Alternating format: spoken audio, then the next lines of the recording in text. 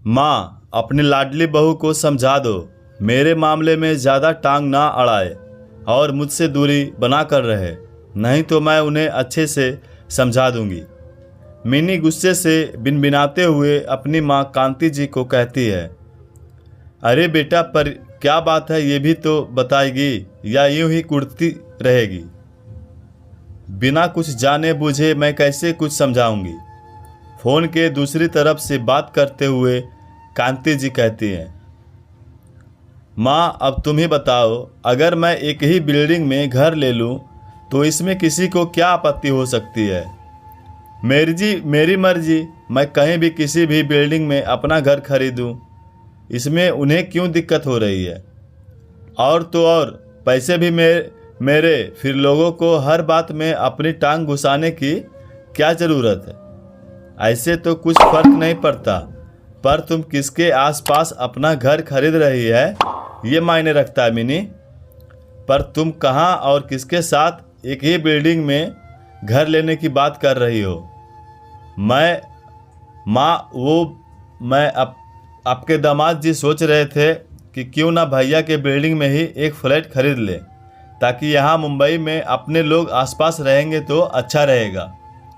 पर आपकी बहू को ये बात हजम नहीं हो रही है, इसलिए उन्होंने सीधा मना करते हुए कहती है, मुझे आसपास नहीं रहना, और एक बिल्डिंग में तो बिल्कुल भी नहीं। और भैया भी उन्हीं की हाँ में हाँ मिला रहे हैं। अब तुम ही बताओ माँ, इसमें क्या गलत है?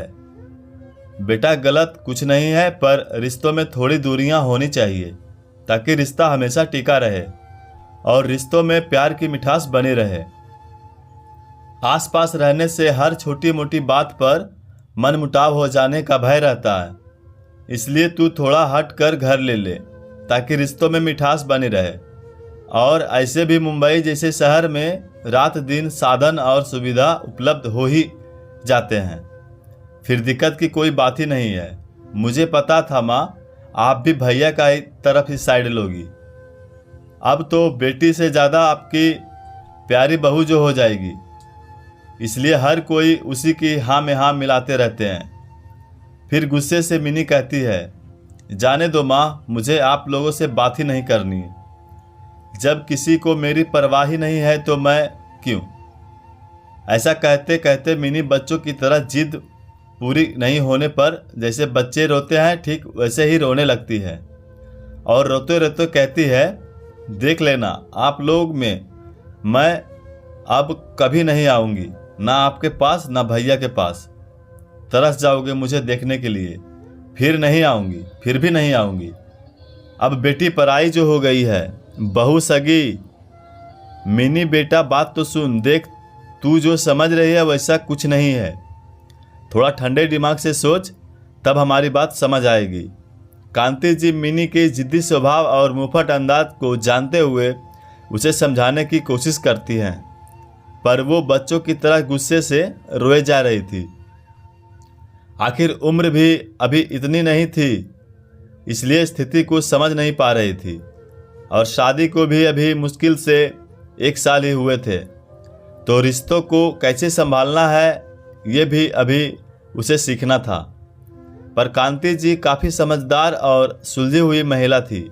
उन्होंने अपने जीवन में कई दौर ऐसे देख चुकी थी और उसी तजुर्बे से मिनी को नसीहत दे रही थी।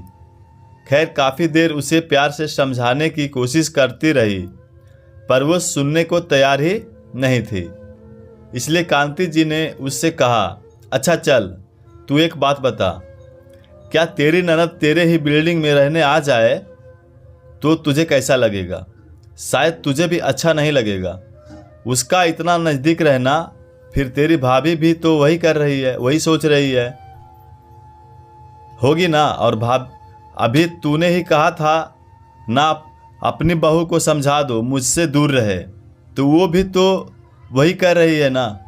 एक और बात सोच मिनी, जब तू अभी एक जगह नहीं है तब तू ऐसी बातें कर रही है, अगर तू एक बिल्डिंग में आ जाएगी तब क्या होगा? हर बात पर झगड़े और रगड़े होंगे, फिर ना तू और दामाद जी खुश रह पाएंगे और ना तेरे भैया भाभी, और इन सब के बीच मैं पिस जाऊंगी।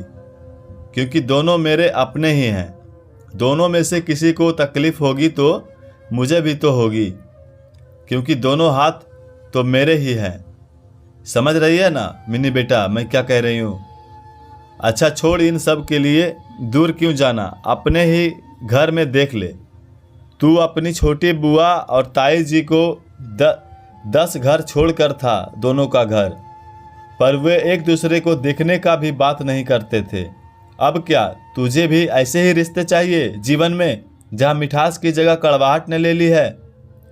कांति जी जैसे जैसे समझा रही थी वैसे वैसे मिनी के आंसू थमते जा रहे थे और वो बिल्कुल शांत स्वभाव से कांति जी की बातें को सुनने लगी। फिर कुछ देर सोचने के बाद मिनी कांति जी से कहती है, सॉरी माँ, मैं सच में पागल हूँ, बिना सोचे समझे कुछ भी बोल देती हूँ, पर आप हर बार मुझे मेरी गलतियों से अवगत कराते हो। थैंक यू माँ, मेरे जीवन की मार्गदर्शिका बनने के लिए। फिर कहती है, माँ जैसा आप कहती हैं वैसा ही करूँगी, लव यू माँ, कहकर मिनी फ़ोन रख देती है और कांति जी रिश्तों को सहेज कर रखने के लिए भगवान को धन्यवाद देकर अपने काम में व्यस्त हो जाती है। फिर पाठकों, रिश्ते बहुत कीमती होते हैं, इसलिए इसे छोटी छोटी बातों पर चटकाने की बजाय सहेज कर रखें, क्योंकि यही असली धन है। साथ ही कुछ बच्चे होते हैं जिद्दी, जिसे अपनी जिद को पूरी करने की आदत हो जाती है, और अगर कोई उसके उस जिद की में रुकावट बन जाए तो वो उसके दुश्मन बन जाते हैं। पर यहाँ माँ ने बेटी को सही राह दिखाकर दोनों रिश्तों को भविष्य में टूटने से बचाया है। दोस्तों कहानी अगर अच्छी लगी हो तो एक लाइक एंड चैनल पर नए हैं तो सब्सक्राइब करके आगे बढ़ा दीजिएगा। धन्यवाद।